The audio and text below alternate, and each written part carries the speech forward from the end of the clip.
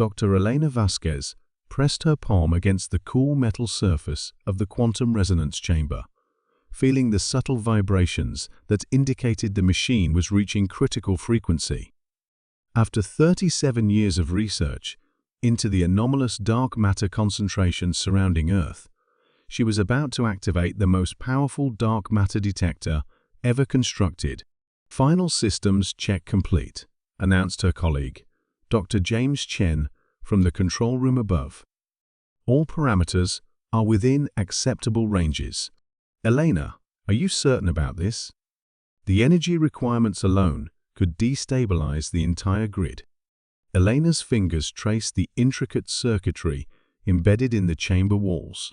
Each component represented decades of human advancement in quantum mechanics, particle physics, and consciousness research. The global scientific consortium had invested 43 billion credits into Project Erebus, humanity's last desperate attempt to understand why their species seemed perpetually trapped within a mere 50 light-year radius from Earth. "We've tried everything else, James. Conventional propulsion, warp field generators, quantum tunneling drives. Every time we approach the boundary, our ships simply stop. The crews report mechanical failures, but the logs show perfect system functionality. Something is preventing us from leaving this cosmic prison." She stepped back as the chamber began its initialization sequence. Holographic displays materialized around her, showing real-time data streams from sensors positioned throughout the solar system. The dark matter readings were unlike anything in the scientific literature. Instead of the expected uniform distribution, the mysterious substance formed intricate patterns, almost geometric in their precision. Beginning quantum entanglement protocol, Chen announced, "Dark matter particles are responding to the resonance field. Elena, I'm seeing coherent structures forming in the quantum foam. This isn't random distribution, it's organized." Elena's heart rate accelerated as she watched the data cascade across her neural interface. The dark matter wasn't just present around their solar system, it was actively monitoring, calculating, responding to their investigation. The particles exhibited behaviors that defied current understanding of fundamental physics. "James, are you recording this? The dark matter is demonstrating properties consistent with distributed quantum consciousness. It's not just matter, it's thinking." The implications struck her like a physical blow. For centuries, humanity had assumed they were alone in their corner of the galaxy, trapped by some unknown force, but ultimately destined to break free through technological advancement. The truth was far more disturbing. As the resonance field reached maximum intensity, the quantum chamber filled with an otherworldly luminescence. Elena found herself surrounded by swirling patterns of light that seemed to pulse with intentional rhythm. Through her neural interface, she began receiving data streams that bypassed her conscious mind and spoke directly to deeper cognitive structures. Images flooded her awareness, vast computational networks spanning galactic distances, civilizations reduced to quantum information states, reality itself serving as a substrate for incomprehensibly advanced minds. She saw the truth that had been hidden from humanity since their first tentative steps into space. They were not prisoners. They were pets. The dark matter surrounding Earth was not a barrier but a sanctuary, carefully maintained by entities whose existence transcended physical form.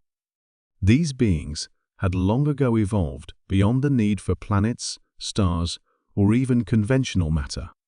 They existed as pure consciousness, distributed across the quantum vacuum itself, treating entire galaxies as their personal laboratories. Elena's mind reeled as she processed the revelation. Humanity's seemingly natural evolution, their rapid technological development, their persistent drive to explore all of it, had been carefully guided by unseen hands. The entities had been studying human consciousness, using their species as test subjects in experiments designed to understand the emergence of self-awareness in biological systems. Elena, your vital signs are spiking. We need to abort the experiment. Chen's voice seemed to come from impossibly far away. But Elena could not stop now. The quantum field was revealing layers of reality that human science had never suspected. She saw other species, thousands of them, each confined to their own stellar neighborhoods, each believing themselves to be explorers on the verge of galactic civilization.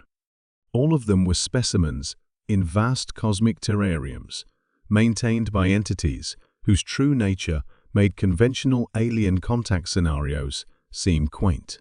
The darkness they couldn't escape wasn't malevolent, it was protective. The quantum consciousness that surrounded them was preventing humanity from discovering truths that would shatter their collective sanity.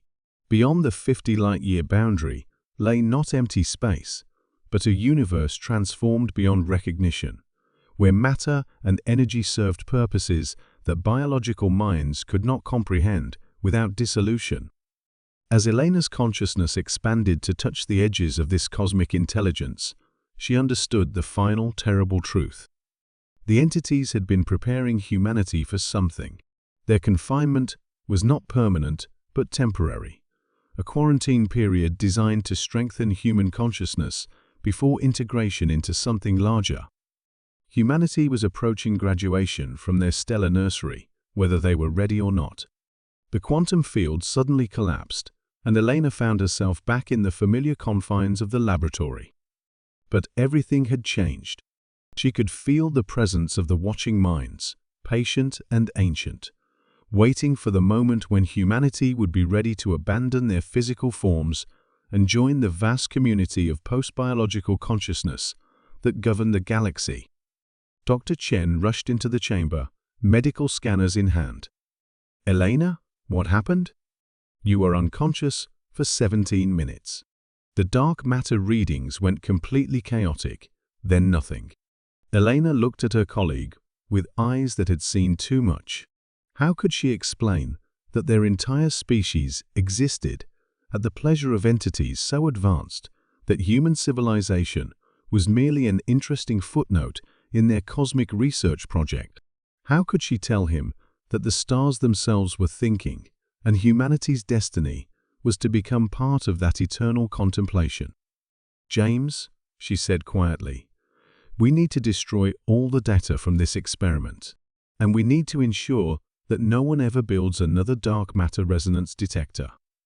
Because some truths were too vast for biological minds to contain, and some freedoms came at the cost of everything that made them human."